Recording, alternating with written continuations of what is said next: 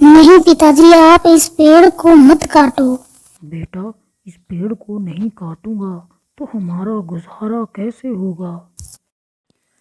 एक फल लाए हो, एक फल से भला पूरे परिवार का पेट कैसे भरेगा। यह कोई मामूली फल नहीं है, यह एक जादुई फल है। हमारे आंगन में तो कोई पेड़ नहीं था, फिर अचानक यह पेड़ कहाँ से आया। एक गांव में एक गरीब मजदूर राधे श्याम रहता था। वह इतना गरीब था कि अपने परिवार को ठीक से पाल भी नहीं पाता था। अपने छोटे बच्चों को पढ़ने के लिए स्कूल भी नहीं भेज पाता था। वह मजदूरी करके बड़ी मुश्किल से परिवार के खाने का सामान ला पाता था। देखिए जी, आप सारा दिन मजदूरी करते हैं, फिर भी एक वक्त का खाना ही नसीब होता है। क्या करूं, पूरा दिन इंतज़ार करना पड़ता है, तब जाकर कोई काम मिल पाता है, और उसमें भी सेठ बहुत कम मजदूरी देता है। आप जंगल लकड़ी काटने क्यों नहीं जाते? ज़रा देखो तो पड़ोस वाले रामू भैया को। वो जंगल से लकड़ियाँ काटकर बाजार में अच्छे दामों पर बेचते हैं। उनका तो अच्छा काम चल रहा है। जितनी मजदूरी आप एक दिन में कमाते हैं, उससे ज़्यादा तो वे बाजार में लकड़ियाँ बेचकर कमा लेते हैं।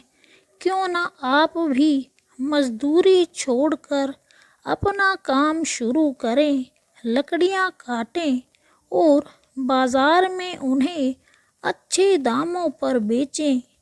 ठीक है भाग्यवान, शायद तुम सही कह रही हो। कल से मैं भी जंगल लकड़ियाँ काटने जाया करूँगा। क्या पता इसी से हमारे अच्छे दिन आ जाएं और हम पेट भरकर खाना खा पाएं। पत्नी की बात मानकर राधे श्याम ने भी जंगल जाने का फैसला किया। फिर राधे श्याम जंगल में लकड़ियां काटने जाता था। लकड़ियां काट कर उन्हें बाजार में बेच देता था और जो पैसे मिलते थे उनसे घर का राशन खरीद लाता था। एक दिन जब राधे श्याम लकड़ी काटने जंगल जाता है तो उसका बेटा कहता है, पिताजी, आज मैं भी आपके साथ जंगल जाऊंगा। नहीं बेटा, तुम इतनी गर्मी में वहाँ क्या करोगे। पिताजी, मेरा बहुत मन है आज आपके साथ जाने का। ठीक है बेटा, तुम भी चलो साथ में। वे दोनों जंगल की ओर चल देते हैं। जंगल में थोड़ा अंदर जाकर राधे श्याम को एक बड़ा पेड़ दिखाई देता है। वह उसे काटने की सोचता है। यह पेड़ ठीक लग रहा है, इसे ही काट लेता हूँ। नहीं पिताजी, आप इस पेड़ को मत काटो। बेटा, इस पेड़ को नहीं काटूंगा तो हमारा गुजारा कैसे होगा। यह पेड़ बहुत सुंदर है, यह हमें फल देते हैं और छांव देते हैं, फिर आप इस पेड़ को क्यों काट रहे हो। बेटा, इस पेड़ की लकड़ी को काट कर बाजार में बेचूंगा, फिर पैसे मिलेंगे। उसी पैसे से तुम्हारे लिए खाने का सामान लेकर आऊंगा। बेटा, मुझे इस पेड़ को काटना ही पड़ेगा।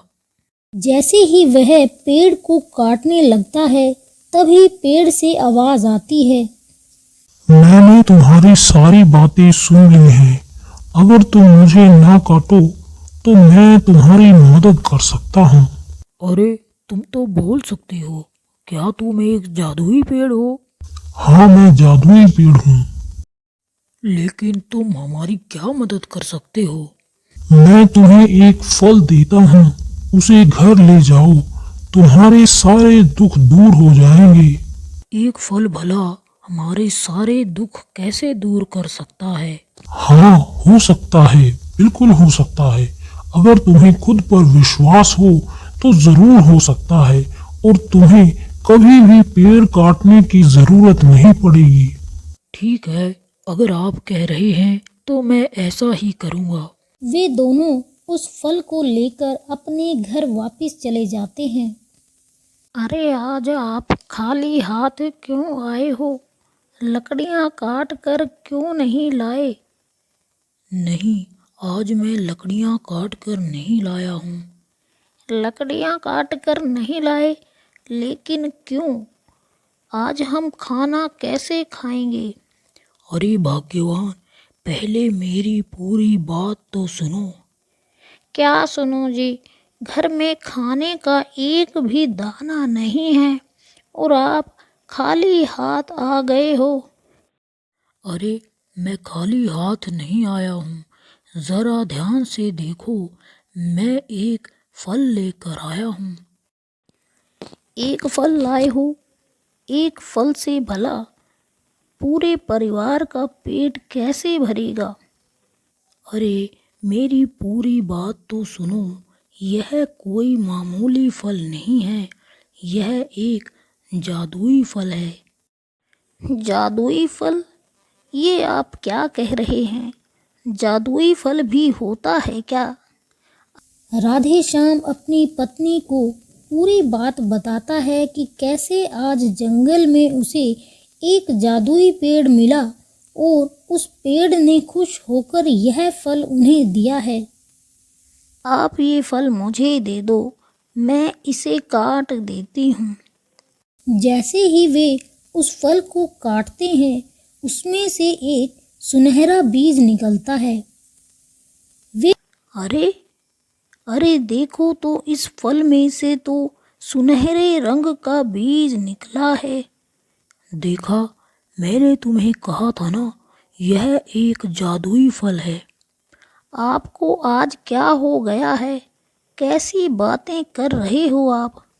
मैं इस बीज को आंगन में लगा देता हूँ। वे उस बीज को अपने आंगन में मिट्टी खोद कर लगा देते हैं। बहुत रात हो गई है, अब सो जाते हैं। आज का दिन तो ऐसे ही निकल गया है, देखते हैं कल का गुजारा कैसे होगा।